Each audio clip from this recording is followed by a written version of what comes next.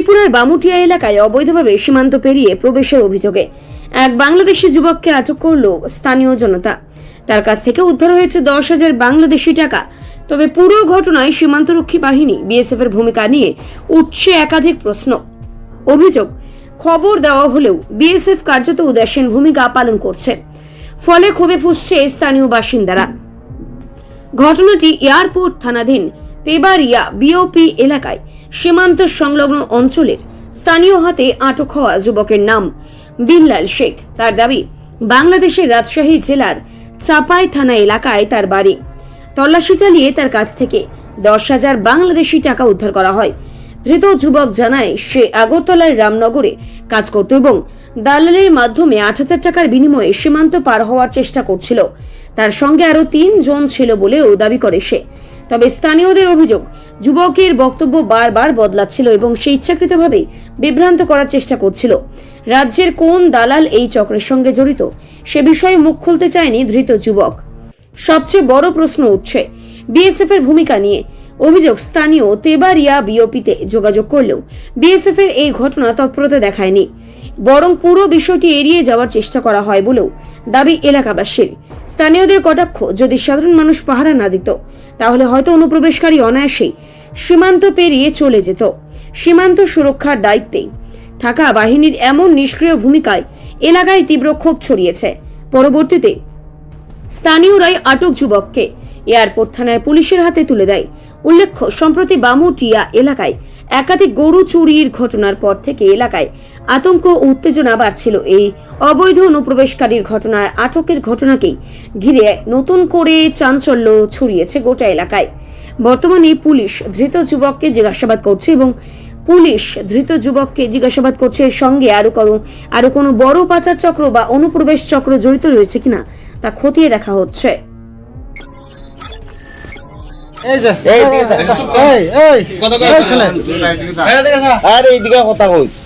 বাড়ি কই তোমার? চাপাই। কোনখানে চাপাই? চাপাই 30 টাকা ভাড়া লাগে। হ্যাঁ, চাপাই থেকে 30 টাকা ভাড়া লাগে।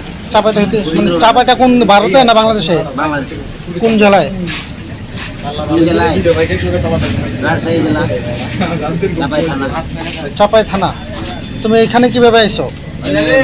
আমার বন্ধু নিয়ে এসেছিল। বন্ধু নিয়ে এসেছিল। আমি আইতাম না, তো ওই কয়ে অনেক ভালো চোয়া যায় ঘুরে এই আমাকে নিয়ে এসেছিল। যাই হোক, এই আমার 10 দিন থাকছে। এই গেছে বাড়িতে টেয়া নিয়ে গেছে। আমি তো বাড়িতে আমার সমস্যা টেয়া আমি নিয়ে নেই। ধরেন 1 মাস কাজ করছি, 1 মাসের কাজ করে টেয়াটি পাইছি। যে বাড়ি যেতে চাইছিলাম কালকে গিয়েছিলাম বর্ডারে, তারা খায় ওই জায়গায় জঙ্গলে ছিলাম রাত্রে। সকালে এখান থেকে আইসি, উনি বাইরে কইতেছি যে ভাই আমি চিনি না, ময়লা ফেলা কই। এ ভাই কই বাড়ি কই? আমি বাংলাদেশ। বন্ধুরা কই? এরা নাই তো কেউ। বন্ধুরা 10 দিন আগে গেছে গা। আর যারা 3 জন ছিল ওরা জঙ্গলে আছে না কই আছে তা আমি বলতে পারি। তোমার সঙ্গে তোমার নিয়ে 4 জন? আমার লাগে মোট 3 জন ছিল, আমি একজন 4 জন ছিল। 4 জন ছিল। কই কাজ করছো তোমরা? কাম করতেছিলাম আপনার রামনগর 3-এ কাম করছিলাম। কি কাজ করছো? রাজমিস্ত্রি কাম করছিলাম। তোমার কাছে ভারতের টাকা টোকা আছে না কিছু? না, কোনো টাকা নাই। এই টাকাটি আমাকে যারা আমার সাথে ছিল ওরা মনে কই টাকা ভাঙতি করলে সেই টাকাটি আমাকে 10,000 টাকা আমাকে অনেক দিয়েছে। এদিকে কোনো দালালের সঙ্গে কথা হয়েছে? আমার কোনো কথা না, যা কোনো কথা, টাকা পয়সা লাইন টাইনের ব্যাপারে সব ওরা 3 জনে করছে। কত টাকা দিয়ে লাইন করছে? তোমার কত টাকা দিতে হয়েছে? এদিকে 8,000 টাকা মাথা পিছে। এখানে মাথা পিছু 8,000 টাকা ইন্ডিয়ার। আর আমাদের দেশের বাংলাদেশের টাকা ধরেন 11,000 করতো। তো আমাকে 10,000 টাকা দিয়েছে। 500 যদি লাগতো আমি বিকাশ থেকে দিতাম। এমনি কথা বলেছি। তুমি কি এবার প্রথম না আগেও? এবার প্রথম। এখন কি মানে কি চাইতেছো তুমি? আমি বাড়ি যাবো। বাড়ি যাবা? বাড়িতে কে কে আছে? আব্বা মা সব, ভাই বোন সব আছে, বউ আছে, বাচ্চা আছে। নাম কি তোমার? আমার নাম বেল্লাল। বেল্লাল কি? বেলাল শেখ। শেখ। রিপোর্ট সংবাদ প্রতীক্ষা।